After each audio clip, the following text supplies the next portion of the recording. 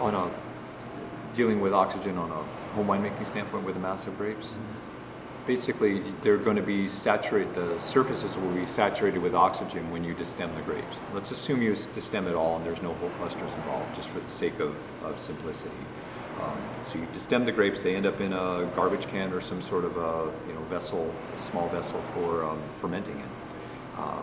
The surface of this vessel is now in contact with 20% oxygen, the ambient air. And so all kinds of organisms are going to thrive on this because you've given them food, you've given them something to eat, something to breathe.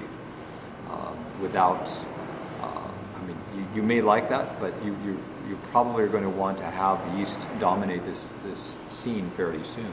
And that's, I think, where, from a functional standpoint, where inoculating with cultured yeast comes in as a very, very healthy tool, because it's kind of a race against the clock with your competitors, acetobacter and other types of bacteria, and possibly other types of yeast that are going to begin growing right there, right away. And they tend to, a lot of those organisms will tend to give off some really aggressively aromatic compounds that never fully leave the wine. So just from a functional standpoint, I think home winemaking is more difficult because there's more, the conditions are a lot more skewed toward not getting the desired outcome or noisy outcomes, as opposed to on a larger, somewhat larger scale. I'm not talking about 15-ton fermenters or 100-ton fermenters. I'm talking about the difference between 200 pounds of grapes and a ton of grapes, or more.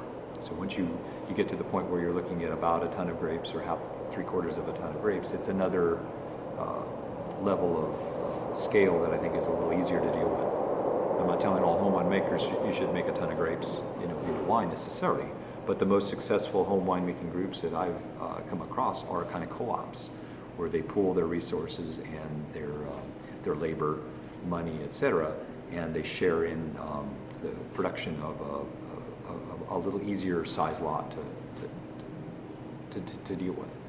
You're filling a couple of barrels from that, and barrels seem to be a very convenient size vessel to raise wines in. That's why we have them. I think the peasant logic is kicked in here, and it works really well.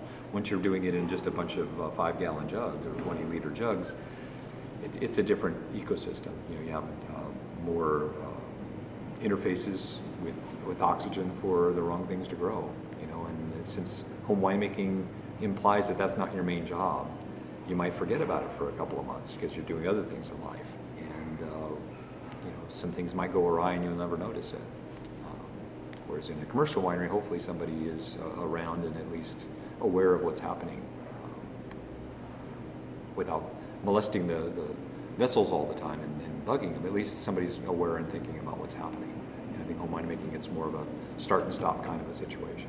So I think home winemaking groups is actually a great way to deal with avoiding the challenges of small scale winemaking.